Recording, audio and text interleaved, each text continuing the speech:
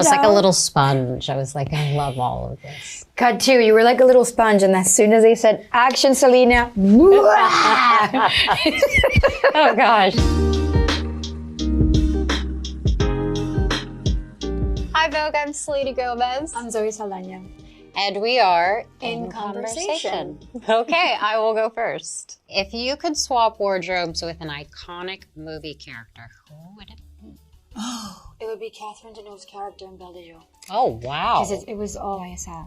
I love that. It was really nice. I don't know why I just like... Oh, mine's very random. Okay. Emma Stone in Poor Things. Oh my God. No idea where I'd wear any of those clothes, but they were so weird and fantastically colorful, yes. And beautiful. Yeah. Okay, yeah, I second that. That one was fun. Okay. Your turn.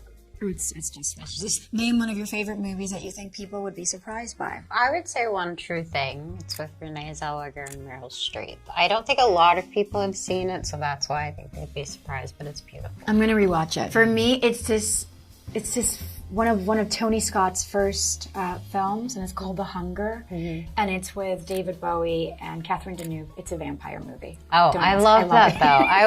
I do love those kind of movies. Ooh, okay, next. What is your favorite part of the movie making process? It's just working with the crew. Yeah. I love just being in production and meeting every department and seeing just how the grips, do their job. I just really love that experience. I feel like that's what I take for me. And then when the film is done and delivered, that's what, you give to your audience. Yeah, I mean, I actually agree with that because without having a connection to the wardrobe, to the crew, it almost feels a little alienated, and I love feeling like I'm part of a unit. And I meet the loveliest people that way, and you're all in this together. Absolutely. And it feels great. And you learn a lot, right? Yes. Mm-hmm. What is the most you've ever laughed on set? Oh, goodness gracious. Well, I am very fortunate enough to work with Steve Martin and Martin Short. Oh my God, enough said. And I think that's all I need to say, because this last season there was a scene where Molly Shannon plays drunk and she tells all the actors off, and there was never a shot of me going like this for a second because I could not contain my laughter. So I'd say that. For me, I think it was on the set of Avatar, Jim working sort of like the cameras, and they call it like a gimbal, like this camera that he built for it. Every time like it wasn't working and the system would crash because we were working with so much technology, sometimes he would lose it a little bit, and then we all learned to lose it ourselves. And it was just like a funny thing. I would always try to laugh, always thinking, okay, how long is this crash going to be with the system? And if that's the case, like, what are we going to do? Sometimes we would play cards, like just waiting for the system to reboot itself. So I remember just laughing a lot because I thought this was my first time dealing with like technology and understanding that process and just finding it extremely hilarious. It's geeky. No, that's so, I would not know what to do. I commend you for that. Okay. Oh, wait, was it your turn? It's your turn. Okay, thank you. What is the biggest risk you've ever taken? No, it's my turn. Oh, just kidding. No, it's your turn. Zoe, what are we doing? What is the biggest risk you've ever taken in a performance? I would say lately it was playing Rita in Emilia Perez. Yes. The opportunity to reconnect with ballet, which was something that it's something I haven't danced in 20 years. So there's a lot of self-doubt. Once you do something so well and then all of a sudden you stop doing it, you only recognize your mortality when you reconnect with that and your body isn't really kind of responding. So it always felt like I was taking a risk in terms of like, either am I getting hurt? Is this working? Is this all worth it? Okay, I would definitely say the same. I had never really played a mother before, which is, one of my biggest desires. Every little nuance to Jessie and Amelia was very new for me. High five. Girl, come on. You brought it. Come on. What is your tip for managing nerves?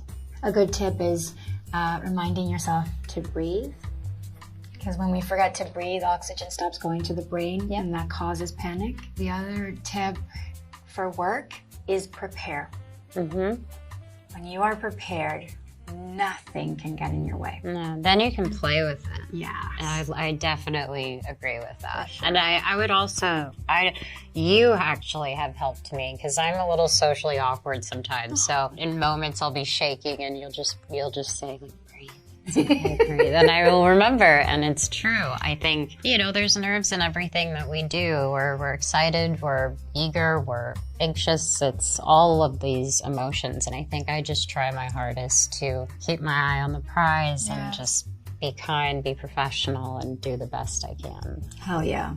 That's it. Ask me anything. What is something you've always wanted to ask me? What is the best thing about being a mom? The best thing about being a mom is being raised by your children while raising them. Oh, I love that. Yeah, they teach you so much. I'm sure. My sister's 11 and she does that for me, but I can't imagine, one day being in that role. Imagine it. It's beautiful. Yeah. What do you love most about what you do? I love the creativity and the freedom to play. But I've also deeply appreciated the responsibility I've been given to my audience. And I cherish that position even though it can feel intimidating. But I love making people feel good or feel anything, whether it's a movie, a song, or something. I cherish that very much. You can tell. What did the film teach you about being a woman in today's world?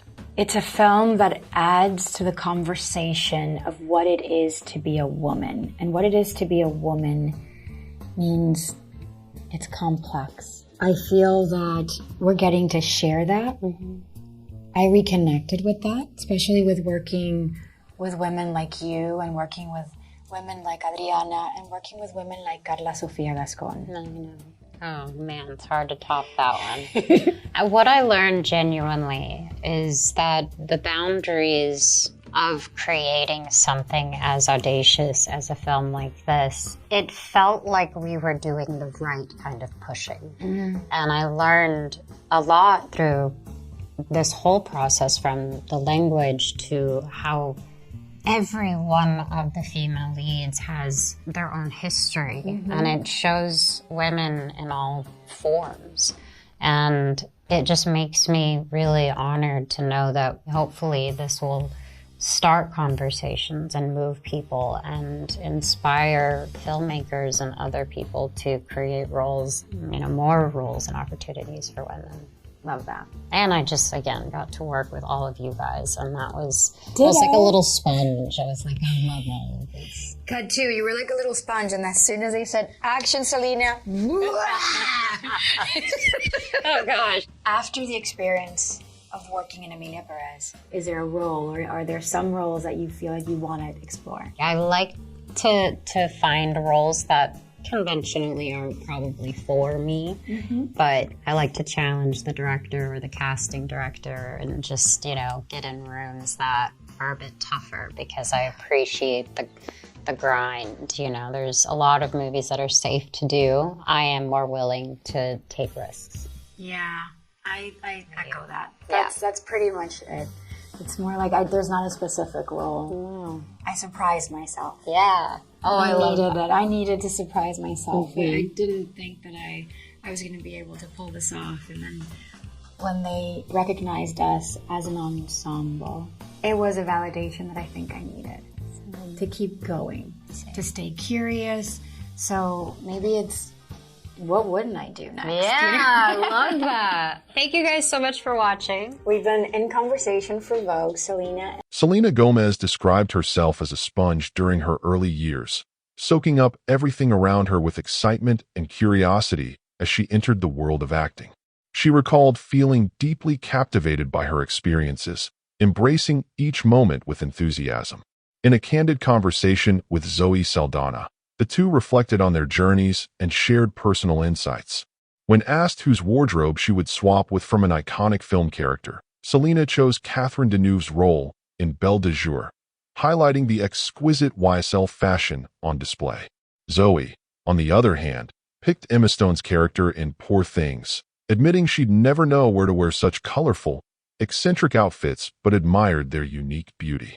The two laughed over their choices, with Selena seconding Zoe's pick for its boldness. Transitioning to favorite films that might surprise fans, Selena revealed her fondness for One True Thing, a touching story featuring Renee Zellweger and Meryl Streep, mentioning that many people might not have seen it. Zoe cited The Hunger, an early Tony Scott vampire film starring David Bowie and Catherine Deneuve, which delighted Selena, who confessed her love for unconventional movies. Moving on, they discussed the most enjoyable aspect of filmmaking. For Selena, it was the camaraderie with the crew and the thrill of seeing how every department worked together. She cherished being part of the production process, feeling a sense of unity and connection. Zoe echoed this, describing the warmth and belonging that came from collaborating with the wardrobe team and other crew members. Both agreed that these relationships were what made filmmaking special, fostering learning and togetherness. Selena and Zoe then recounted the funniest moments on set. Selena explained that working alongside Steve Martin and Martin Short on her series was a continual source of laughter, especially during a scene with Molly Shannon playing drunk, which left her unable to keep a straight face. Zoe recalled her time on the set of Avatar and the hilarity that ensued whenever the cutting-edge camera system malfunctioned, leading to downtime that the crew filled with games and laughter as they waited for technology to reboot. She found the experience amusing and educational, especially since it was her first time dealing with such complex equipment. They joked about taking turns asking questions, their banter highlighting their easy rapport. When it came to risks taken in performance, Zoe spoke about her recent role in Amelia Perez, where she had to reconnect with ballet after 20 years away. She admitted to feeling self-doubt and anxiety about her physical limits, wondering whether her body could still meet the demands of dance. Selena related, sharing that playing a mother for the first time was a significant challenge. It was a role she had long desired, and every detail was new for her, making it both daunting and rewarding. They high-fived, celebrating their willingness to embrace vulnerability.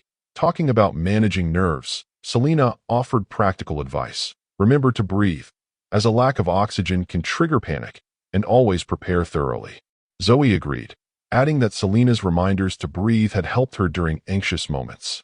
They acknowledged that nervousness is part of the job, and both tried to stay focused, kind, and professional, always aiming to do their best.